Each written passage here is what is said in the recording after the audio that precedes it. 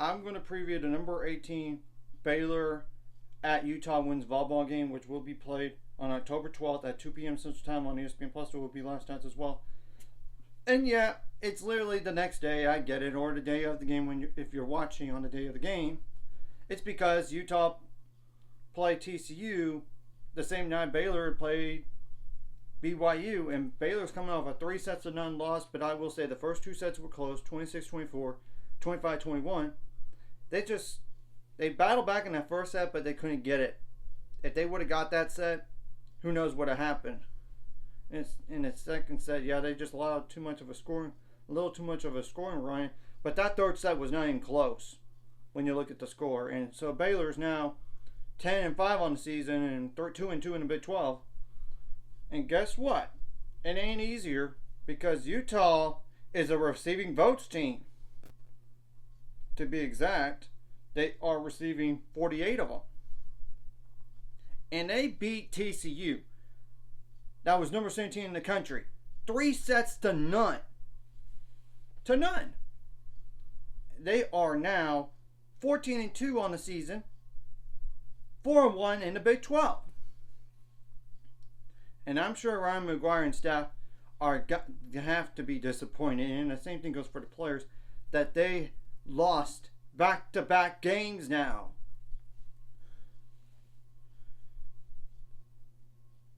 So what are some players to keep an eye on for Utah? And I'll put the stats on Utah in the description below so y'all can see it, as well as the roster. And I apologize for looking down because I cannot memorize all this stuff here. So obviously, like Clara Ann Fetcher, number 1. 5'9" defensive specialist, that is a senior. 4 kills on 11 attempts. 57 assists, 19 service aces, 14 service errors, 8 receiving errors, 173 digs. That's it. Now there's Emery Satula, Satula. A 6-foot middle blocker that is a junior.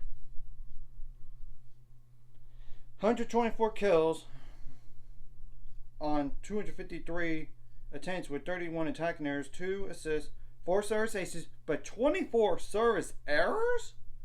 Wow. 17 digs, 63 blocks. But none of those are solo and 3 blocking errors. Isabel Marco, number 3, is the next player to keep it on.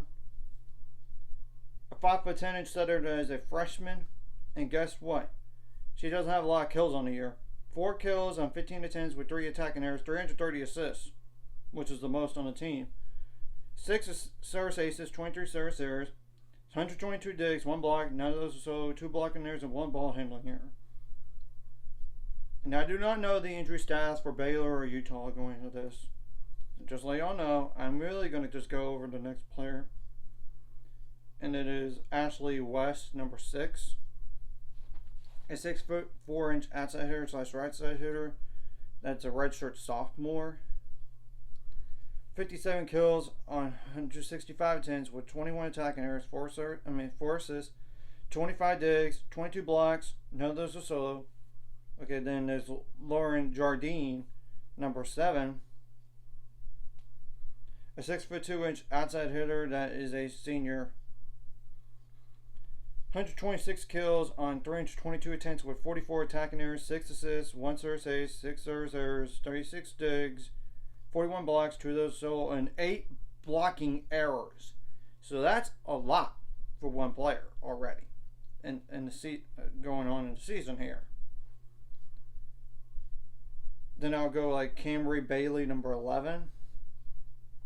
6 foot outside hitter / defensive specialist that is a senior.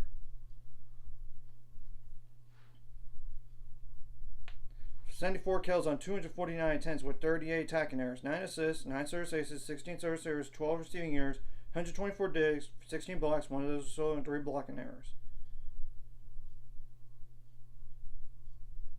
Yeah. Then there's Rianne Voss, VOS. A 6'2", 5'11" outside hitter that is a senior.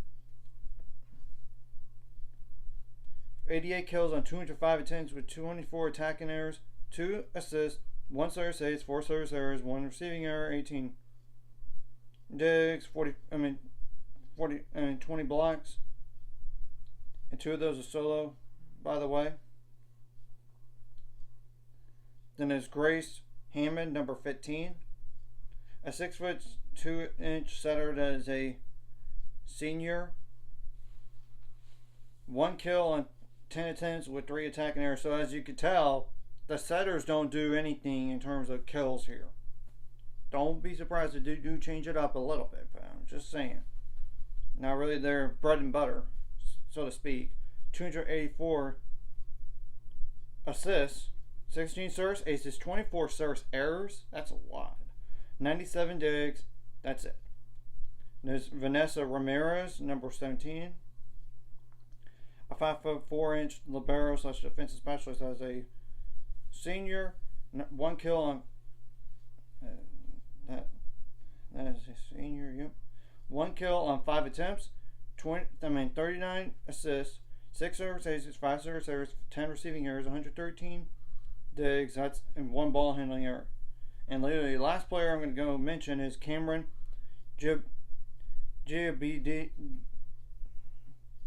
Jibadalo. I apologize if I butcher that. It's Gibadlo, number 18. A 6'1" outside hitter that is a sophomore. 187 kills, which is the most on the team. 485 attempts. 51 attacking errors. 5 assists.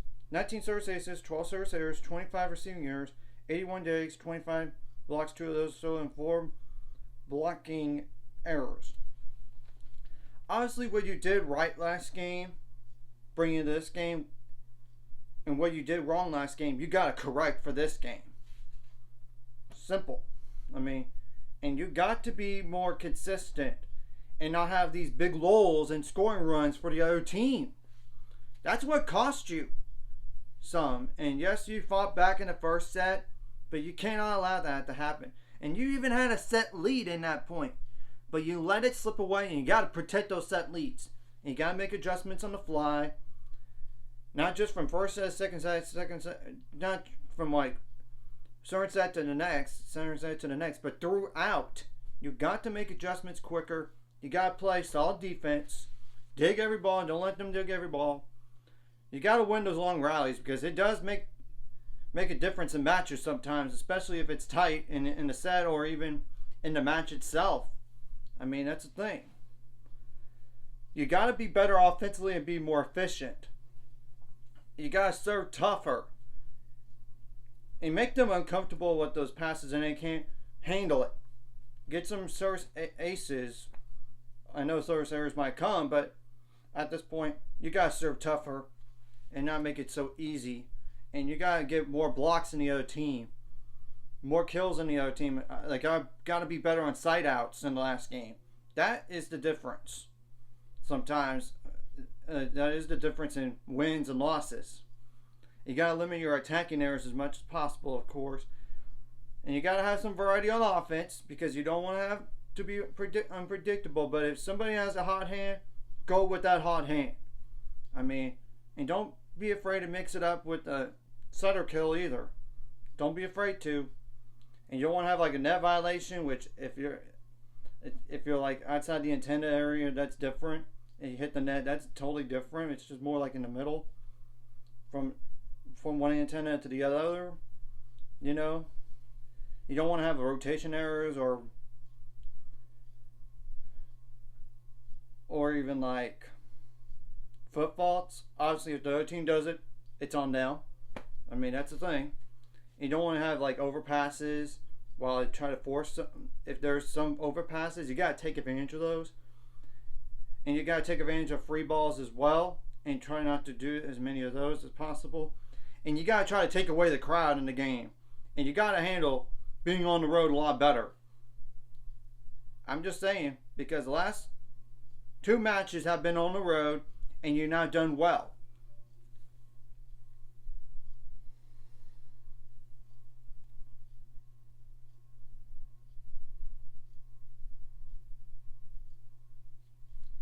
because seriously, and we're an older team, not just seniors but juniors. We gotta try to and take all the frustration from last match and bring it to this one. I mean, obviously you want to stay composed and everything, and you gotta put last match behind you in a way. You don't let 2 matches go into 3 losses in a row here, because I promise you, if we do lose this game, we might not be ranked. Try to find a way to stay ranked, and I get rankings don't mean anything, but at the same time, it does mean something, because in order to be a top 16 team, you got, see, for the first and second rounds of the NCAA tournament, you have to be a top 16 overall, and not just in the rankings, but your RPI needs to be there too, which it's going to be there on the RPI. It's more like you got to find a way to snap out of it. And you got to have a sense of urgency, and I have no doubt that the players are going to have that sense of urgency, because they have to be frustrated with themselves right now. I know it.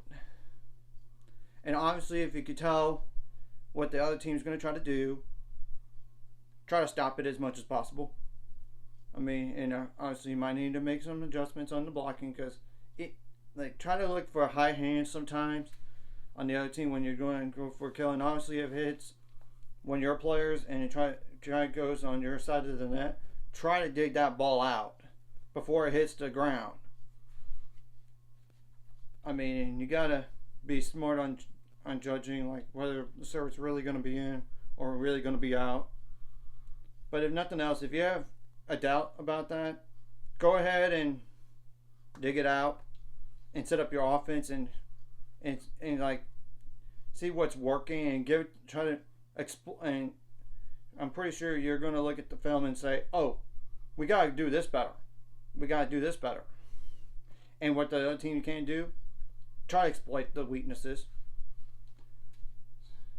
Just try to make it short and sweet here. So, anyways, if you like this content, hit the like and subscribe button. See you guys later.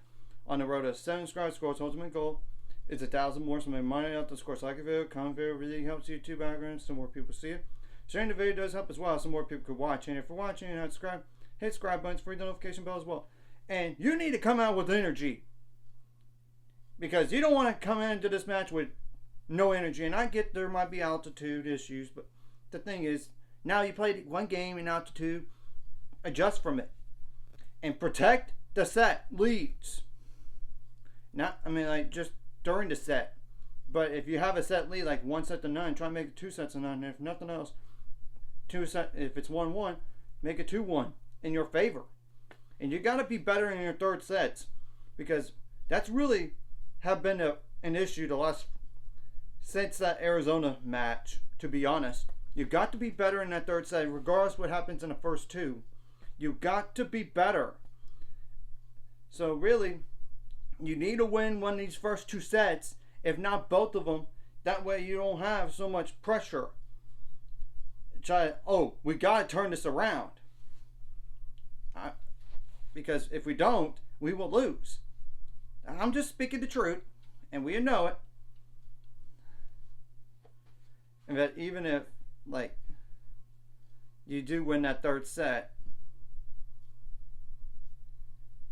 and you're still down 2 sets to 1, try to then get the 4th set to even it up, and then 5th set, anything could happen. So, and I know the officiating might be questionable at times, but you gotta go out there and make plays to win at the very end of the day here. So that's all I gotta say about this.